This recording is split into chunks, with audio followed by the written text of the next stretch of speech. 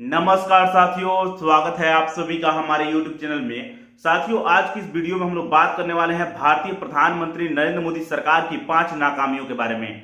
ध्यान में रखिएगा, मैं इस वीडियो को कतई इस मकसद से नहीं बना रहा हूं फ्रेंड्स कि मैं मोदी सरकार का विरोधी हूं, बल्कि इस उद्देश्य से बनाने का प्रयास कर रहा हूं क्योंकि मैं भारतीय लोकतंत्र का एक सच्चा और जागरूक नागरिक हूं।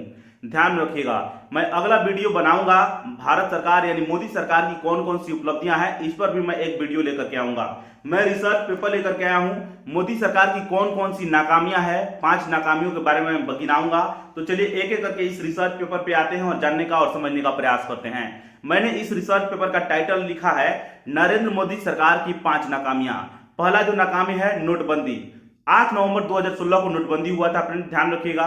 सरकार बताई थी कि इस नोटबंदी का मकसद क्या है, तो सरकार बताई थी कि काला धन, नकली नोट व भ्रष्टाचार को खत्म करना एक मकसद है। यानी नोटबंदी इसलिए किया गया है ताकि काला धन को खत्म किया जा सके, नकली नोटों पर लगाम लगाया जा सके और भ्रष्टाचार को रोका जा सके।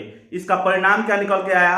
अर्थव्यवस्था को बहुत बड़ा झटका लगा, छोटे व्यवसाय प्रभावित हुए और नौकरियां कम हुई। तो ये चीजें ध्यान रखिएगा। दूसरा कारण है बेरोजगारी में बढ़ोतरी। दोस्तों, आप सभी को जानकर हैरानी होगी कि 2014 में मोदी ने वादा किया था कि हर साल वे 2 करोड़ नौकरियां देंगे, यानी रोजगार देंगे। ध्यान रखिएगा, ये काफी इंपॉर्टेंट पॉइंट है। लेकिन नोटबंदी और जीएसटी जैसे कदमों से असंगठित क्षेत्र को काफी नुकसान हुआ, जिससे रोजगार काफी ज्यादा मात्रा में प्रभावित हुए। तो ये चीजें आप लोग याद रखिएगा। तीसरा जो कारण है यानी तीसरा नाकामियां है कृषि कानून। कृषि कानून जो था 2020-21 में आया हुआ था, ये चीजें आप लोग ध्यान रखिएगा। 3 कृषि कानूनों को विफलता हो गई, यानी उसमें यह भी नहीं बताया गया था, गारंटी नहीं दी गई थी एमएसपी की, न्यूनतम समर्थन मूल्य जो किसानों को मिलना था उसकी गारंटी नहीं दी गई थी। किसान उससे नाखुश थे और किसानों के आंदोलन के चलते सरकार इस कानून को वापस ले ली थी। तो ये चीज आप लोग याद रखिएगा, काफी इंपॉर्टेंट है। चौथा नाकामी है जीएसटी का जटिल कार्यान्वयन। यानी जीएसटी तो पूर्व की सरकार भी लागू करना चाहती थी, लेकिन मोदी सरकार जो जीएसटी लागू की इसमें काफी कॉम्प्लेक्सिटी थी, यानी जटिलताएं थी। कैसे?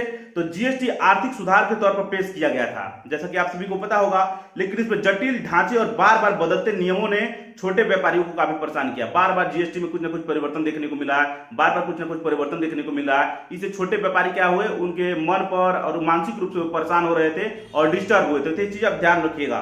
पांचवा जो नाकामी है फ्रेंड्स, काला धन की वापसी। ये बहुत ही इंपॉर्टेंट है, ध्यान रखिएगा। 2014 के चुनाव में मोदी ने विदेशों से काला धन वापस लाने का ऐलान किया था और सार्वजनिक मंचों से उन्होंने कहा था कि अगर काला धन विदेशों से लाया जाए तो हर किसी के खाते में 15-15 लाख रुपया आ जाएंगे। लेकिन बाद में बीजेपी इस बात से पलट जाती है और बीजेपी कहती है, क्या कहती है कि यह सरकार का एक प्रकार का जुमला था, मोदी सरकार का एक जुमला है। इस प्रकार से किसी के खाते में 15-15 लाख यूं ही थोड़े आ सकते हैं। फ्रेंड्स, आप इसके बारे में कैसे सोचते हैं कमेंट बॉक्स में लिखिए। चलिए मिलेंगे नेक्स्ट वीडियो में, तब तक के लिए बने रहिए हमारे चैनल के साथ। नमस्कार, धन्यवाद।